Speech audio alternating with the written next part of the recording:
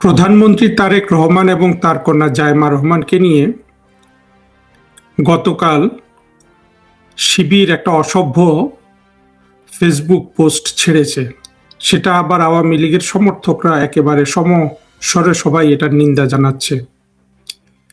এখান থেকে আমরা অন্তত এতটুকু বুঝতে পারি যে বাংলাদেশ থেকে সভ্যতা এখনো উঠে যায়নি। আসলে বাংলাদেশে যতদিন এই আওয়ামী লীগ থাকবে, মুক্তিযুদ্ধের পক্ষের শক্তি থাকবে, ততদিন বাংলাদেশে কিন্তু অসভ্যতার যত ধরনের অসভ্যতা আসবে সবগুলোর প্রতিবাদ হবে এবং সময় সুযোগে অসভ্যতাকে কিন্তু ধ্বংস করা হবে। আমি যে জন্য কথা বলতে এসেছি সেটা হলো, দেখুন, এই 24-এ যে জঙ্গি কোয়ালিশনটা হলো, সেই জঙ্গি কোয়ালিশনের নেতৃত্ব দিয়েছে কিন্তু এই এই এই নিম্ন শ্রেণীর ইতরগুলা, যাদেরকে ছাত্রী বলা হচ্ছে, যাদেরকে সবকিছু বলা হচ্ছে সোশ্যাল মিডিয়ায়। কিন্তু এরা যে শক্তিটা পেল, এটা কিন্তু এই গালিগালাজের শক্তি, কিন্তু গালিগালাজকে ব্যবহার করে ওরা এই শক্তিটা তৈরি করলো। একদিকে ধর্ম আর একদিকে গালিগালাজ, অর্থাৎ সবগুলা ধর্মের মধ্যে যত ঋণাত্মক শক্তি জোগাড় করা যায় সেটা গালিগালাজ।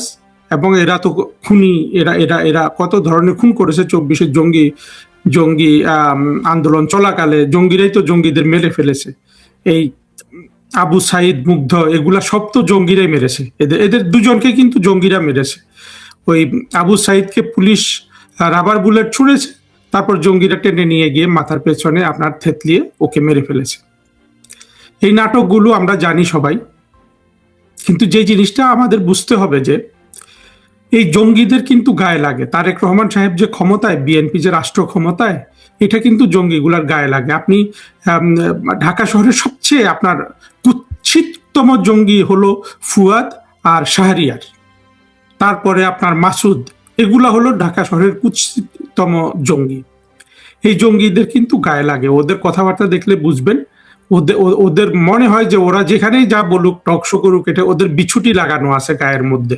ধুতরা পাতার বিষ ওদের চামড়ায় কিন্তু চলছে। কেন জ্বলে জানেন? কারণ হলো ওরা ভাবে যে এই এই এই উত্থান ঘটাইলাম আমরা, আমাদের জন্য বিএনপি আজ বিজয়ী। এখন বিএনপি রাষ্ট্র ক্ষমতায়, আমরা এখনো রাষ্ট্র ক্ষমতায় না। ওদের এই কষ্টটা খুব লাগার কারণে ওরা নানানভাবে কিন্তু জানান দেয়। শুধু এই অসভ্যতাটা না, এবং এইটার এই জিনিসটা খুব বেশি নাও থামতে পারে। অর্থাৎ এখনো শফিক, বিশেষ করে শফিক বা উচ্চ স্তরের জঙ্গিরা কিছুটা সচেতন আছে বলে, এবং ওরা মারামারিটা কম করছে। কিন্তু ওদের অন্তরে কিন্তু ওই জিনিসটা রয়ে গেছে যে এটা আমাদের সাজানো গোছানো দেশ, বাগান ছিল, এই বাগানের ফল খাচ্ছে বিএনপি। এটা কিন্তু ওদের অন্তরে রয়ে গেছে। আর বিএনপি এবং তারেক রহমান সাহেবকে কিন্তু যে জিনিসটা বুঝতে হবে যে একটা জঙ্গি উত্থানের মাধ্যমে এই জঙ্গিদের পক্ষে বা বিএনপি সহ বাংলাদেশের যারা এই পক্ষে আছে, অর্থাৎ বাংলাদেশের মূল ধারার পক্ষে নাই, যারা সরাসরি স্বাধীনতা বিরোধী অথবা যারা মুক্তিযুদ্ধের কথা বলে কিন্তু আন্তরিকতার সাথে সেটা বলতে পারে না, যেমন বিএনপি, তাদের মধ্যে, অর্থাৎ বাংলাদেশের অর্ধেক মানুষের মধ্যে অভ্যন্তরীণ একটা ক্ষমতার বন্দোবস্তের মাধ্যমে তারেক রহমান সাহেব কিন্তু রাষ্ট্র পরিচালনা করছে প্রধানমন্ত্রী হিসাবে। এই জিনিসটা তারেক রহমান সাহেব যদি মাথায় রাখেন, ভবিষ্যৎ ওনার জন্য ভালো হবে। কিন্তু ওনার আম্মা বেগম খালেদা জিয়া বা শেখ হাসিনা, ইনারা কিন্তু দেশের সব মানুষের অংশগ্রহণে অনুষ্ঠিত নির্বাচনে কিন্তু ক্ষমতায় এসে রাষ্ট্র পরিচালনা করেছিলেন। এবং যেসব নির্বাচন নিয়ে অনেকে বিতর্ক করে, সেগুলাতেও কিন্তু সবার জন্য দারুণ মুক্ত ছিল। অর্থাৎ সেটা 18 নির্বাচন বলুন, 20-এর নির্বাচন বলুন, 14 নির্বাচন বলুন, এই নির্বাচনগুলোতে সকল রাজনৈতিক দলের জন্য কিন্তু উন্মুক্ত ছিল। কেউ অংশগ্রহণ করেছে, কেউ অংশগ্রহণ করেনি। একমাত্র এই 26-এ ইউনুস যে নির্বাচনী খেলা খেললো, সেখানে তারা আওয়ামী লীগকে এই নির্বাচনটাতে অংশগ্রহণ করতে দেয়নি। আওয়ামী লীগ কিন্তু এটা বলেনি যে আমার তত্ত্বাবধায়ক সরকার লাগবে, আমার নিরপেক্ষ সরকার লাগবে, এগুলো বলে নাই। আওয়ামী লীগ চাইছিল ইউনুস যে নির্বাচন দিচ্ছে সেটাতেই অংশগ্রহণ করতে, কারণ ততদিনে আওয়ামী লীগের পক্ষে কিন্তু জনসমর্থন বেড়ে গিয়েছিল। কোনো রকম একটা ইলেকশনে দাঁড়াতে পারলে আওয়ামী লীগ অনেকগুলো সিট পেত সংসদে, সেই সুযোগ কিন্তু আওয়ামী লীগকে দেয় নাই। তো তারেক রহমান সাহেব যদি এটা বরাবর মনে রাখেন কোন একটা নির্বাচনে উনি রাষ্ট্র ক্ষমতায় এসেছেন, সেটা ভবিষ্যতে ওনার জন্য ভালো হবে। তা আমি যে কথাটা বলতে চেয়েছিলাম সেটা হলো, দেখুন এই 24-এর মূল জঙ্গিদের সাথে বিএনপির মারপিট সহজে যাবে আমার এটা মনে হয় না। এটা যাবে তারেক রহমান আর শফিক যদি দুইজন সিদ্ধান্ত নেয়ার মতো সেই বুদ্ধি তাদের আছে যে যতই হোক আমাদের নিজেদের স্বার্থে এই মারামারিগুলোকে আমরা বাড়তে দিব না। কিন্তু এখানে শফিক বা মূল জঙ্গিদের কিন্তু ক্ষতি মেনে নিয়ে কিন্তু এই শান্তিটা প্রতিষ্ঠিত করতে হবে, কারণ তারা তো সত্যিকার অর্থে এই ওয়াকার আর শফিক মিলেই তো 24-এর জঙ্গি উত্থানের মূল দায়িত্বে ছিল, মূল নেতৃত্বে, মূল শক্তি। তারেক রহমান শক্তি দিয়েছেন, তিনি মাসল দিয়েছেন, পেশি শক্তি দিয়েছেন, কিন্তু মূল কলা কৌশল সবকিছু কিন্তু ইয়ের ছিল, এই ওয়াকার এবং শফিকের ছিল। যার কারণে ওয়াকার ওই 5 আগস্ট সাংবাদিকদের সামনে বের হয়ে বারবার আমিরে জামাতে কথা বলছিল। তো হ্যাঁ, না তারেক রহমানের ইয়েটাকে তারা খাটো করে দেখবে না। তারেক রহমানও পেছন থেকে এই জঙ্গি আন্দোলনে অনেক ভূমিকা রেখেছেন এবং বিএনপি তো তাকেই এই জঙ্গি আন্দোলনের নায়ক মনে করে। যাই হোক, এখানে আরো কিছু বলা যায়, সেদিকে না বলি, কিন্তু আসলে মূল এই জঙ্গিরা 24-এর যে অর্থাৎ জামাত, হেফাজত এবং গুপ্ত, এখন যাদেরকে গুপ্ত বলা হচ্ছে, এবং আমরা এটাও জানি যে ঢাকা শহরের 2 লক্ষ টোকাইকে তারা নিয়ে গিয়েছিল, নিয়ে জঙ্গি প্রশিক্ষণ দিয়েছে।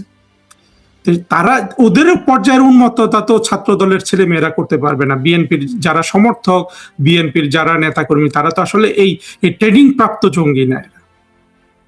তাহলে আপনার বিজয়ের যে অহংকার, সেটা তো জঙ্গিদের কাছে, বিএনপির কাছে না। অর্থাৎ রাষ্ট্র ক্ষমতায় বিএনপির হাতে জঙ্গিরা যে ভাবছে যে আমরা তো পরাজিত হলাম, সেখান থেকে আসলে এটার মীমাংসা কি হয় না। আমি মনে করি যে হয় না, হয়তো এটা সময় হয়েও যেতে পারে। আমি এটাও বিশ্বাস করি না যে এটা দিয়ে অনেক কিছু হবে, কিন্তু আমাদের কিছু দীর্ঘমেয়াদী জিনিস আমরা যদি দেখুন, যে কোনো সমাজ জঙ্গি যারা নিজেরা প্রোডাক্ট করে, যেখানে জঙ্গি হলো একটা অন্যতম প্রধান শিল্প, যেমন পাকিস্তান, অর্থাৎ যারা জঙ্গি তৈরি করে, যারা জঙ্গিদের আপনার সহযোগিতা করে, তারা কিন্তু অনেক বেশি জঙ্গি খুন করে। আপনি ভারতের কথা চিন্তা করেন, ভারত তো জঙ্গি তৈরি করে না। ভারতে কিন্তু 20-22 কোটি মুসলমান আছে। ভারত কিন্তু বিশ্বের অন্যতম প্রধান 2 বা 3 নাম্বার মুসলিম প্রধান দেশ। এটা কিন্তু জঙ্গিরা ভুলে যায়। ওরা যখন ভারতের সাথে যত ধরনের অসভ্যতা করে, ওরা কিন্তু 22 কোটি মুসলমানের কথা ভুলে যায়। আবার ওই 22 কোটি মুসলমান, ওরা যেহেতু একটা গণতান্ত্রিক রাষ্ট্রে বসবাস করে, ওদের অত ভয়ের কিছু নাই, ওরা কিন্তু আরামের জীবন যাপন করছে। যেটা বলছিলাম যে ভারতে 22 কোটি মুসলমান আছে ঠিকই, দেখেন ভারত যেহেতু গণতান্ত্রিক, তারা যেহেতু জঙ্গি আপনার পদাশ করে না, ভারত কত জঙ্গি খুন করেছে আপনি হিসাব করে দেখুন তো। আমি দেখেছি ভারত যে পরিমাণ জঙ্গি খুন করেছে, তার চেয়ে বেশি জঙ্গি খুন করেছে কিন্তু সৌদি আরব। অথচ পাকিস্তান কিন্তু অনেক বেশি জঙ্গি খুন করেছে। পাকিস্তান অন্তত 10-20 হাজার জঙ্গি খুন করেছে। তাছাড়া পাকিস্তানে যে প্রতি সপ্তাহে শিয়ারা সুন্নিদের মারে, সুন্নিরা শিয়াদের মারে, ওইখানে যে 50-60 জন প্রতি সপ্তাহে মরে যায়, সেটাও তো জঙ্গিবাদেরই ফল। রাষ্ট্রটা জঙ্গিবাদকে অফিসিয়ালি গ্রহণ করার ফলেই তো এটা হয়েছে। তাহলে দেখুন, জঙ্গিবাদ দিয়ে রাষ্ট্র চালালে কি অবস্থা হয়, এটা পাকিস্তানের দিকে তাকিয়েই তো সবার শিখে ফেলা উচিত। কিন্তু যেসব জঙ্গি আপনার ধ্বংস হয়ে গেছে, তাদের মগজ ধ্বংস হয়ে গেছে, যেমন মাহমুদুর রহমান, পিনাকি অবশ্য আরো কমপ্লিকেটেড, ইলিয়াস, তারপরে শাহরিয়ার, ফুয়াদ, মাসুদ, শফিক, এদেরকে কি আমরা কখনো ওই জিনিসটা বুঝাতে পারবো যে জঙ্গিদের লালন পালন, জঙ্গিবাদ প্রোডাক্ট, জঙ্গিবাদ নির্ভর রাষ্ট্র গঠন করলে কি ধরনের অশান্তি হয়? ভারতকে সবাই ঘৃণা করে, সেই ভারতে হয়তো এই পর্যন্ত 500-600 জঙ্গি মেরেছে, আক্রমণ করেছে, এছাড়া তো ভারত মারেনি। আর পাকিস্তান হয়তো 10,000 জঙ্গি মেরেছে। আপনারা কি একটু চিন্তা করে দেখেছেন জঙ্গিবাদ যে এই কথাটার মানে একটা অর্থ দাঁড়াইলে হয় যে এই পৃথিবীতে বিশেষ করে মুসলমান দেশগুলার সকল দুঃখের মূলে কিন্তু এই জঙ্গিরা, সকল দুঃখের মূলে এই জঙ্গি ফুয়াদ, জঙ্গি মাসুদ, জঙ্গি শফিক, ছাপড়ির জঙ্গি বলুন, এই আত্মঘাতী জঙ্গি সার্জিস, হাসনাত, নাসির পাটোয়ারি, এগুলো তো সব গুপ্ত জঙ্গি ছিল, তাই না? এগুলো কিন্তু সারা পৃথিবীর সবচেয়ে আপনার দুঃখের কারণ, বিশেষ করে মুসলমানদের। কিন্তু সেখানে আরেকটা যেটা দেখা যায় যে এমনও হতে পারে ভারত যেমন 600 জঙ্গি মেরেছে, পাকিস্তান যেমন 10,000 জঙ্গি মেরেছে, এবং বিএনপি এবং জামাত এই দুই পার্টি যদি তারা তাদের 24-এর হিসাব নিকাশ সঠিকভাবে করতে না পারে, মানে এই 24-এর চাওয়া পাওয়ার হিসাব অর্থাৎ সমঝোতার মাধ্যমে না করতে পারে, তেমনি বিএনপি দ্বারা কিন্তু অসংখ্য জঙ্গি খুন হওয়ার সম্ভাবনা আছে। খুন বলতে আমি বলছি না যে মানে আইনি প্রক্রিয়ার মাধ্যমে, অর্থাৎ রাষ্ট্রীয় অ্যাকশন নেওয়ার মাধ্যমে যথেষ্ট জঙ্গি ধ্বংস হওয়ার সম্ভাবনা আছে। এবং জায়মা রহমানের এবং তারেক রহমানকে নিয়ে যে অসভ্যতা শিবির করেছে, এইটা আমার কাছে এইরকমই মনে হয়েছে যে জিনিসগুলোকে সহজে আমরা হয়তো ভাবছি যে মানে এটা একটা দিনকে দিন প্রতিক্রিয়া, প্রতিদিনের কিন্তু আমি পাকিস্তান এবং ভারতের জঙ্গি খুনের যে সংখ্যা দেখালাম, সে একইভাবে আওয়ামী লীগ তো আসলে জঙ্গিদের কিছুই করতে পারেনি। সেটা হয়তো এমনও আসতে পারে, সম্ভাবনা আছে, আমি বলছি যে এটা হবে, এটা নাও হতে পারে, যদি তারা জামাত যদি তার বিজয়ে সে যে পেল না কিছু এটা ভুলে যেতে পারে, এবং বিএনপি যদি এই ব্যাপারে সচেতন থাকে, সেটা একটা। আর না হলে বিএনপি দ্বারা, পাকিস্তান দ্বারা যেমন 10,000 জঙ্গি খুন হয়েছে, ভারত দ্বারা ধরুন যেমন 600 জঙ্গি খুন হয়েছে, আওয়ামী লীগ দ্বারা হাতে গোটা 2-4টা খুন হয়েছে, এই এই এই বাংলাদেশের জঙ্গিদের মূল ধ্বংসটা কিন্তু আপনার থেকেই আসতে পারে, এই বিএনপি থেকে আসতে পারে, এই সম্ভাবনাটা আছে। তবে এই জঙ্গিগুলা যে বাংলাদেশে কোথায় নামিয়ে নিয়ে আসলো সেটা বলে শেষ করে দিচ্ছি। দেখুন, এটার কিন্তু সব অপকর্মের দায় কিন্তু ইউনূসের ঘাড়ে। সেই জন্য ইউনূস এবং সুশীল নামে যারা, ওদের কোনোভাবেই বাংলাদেশ ক্ষমা করবে না। এখন কালকে আমি ডাস্টবিনকে দেখলাম খালিদ মহিউদ্দিনের কাছে ইন্টারভিউ দিচ্ছে, এ কিন্তু আর আগের মতো বুক ফুলিয়ে কিন্তু ইউনূসকে এখন আর সে ডিফেন্ড করতে পারছে না।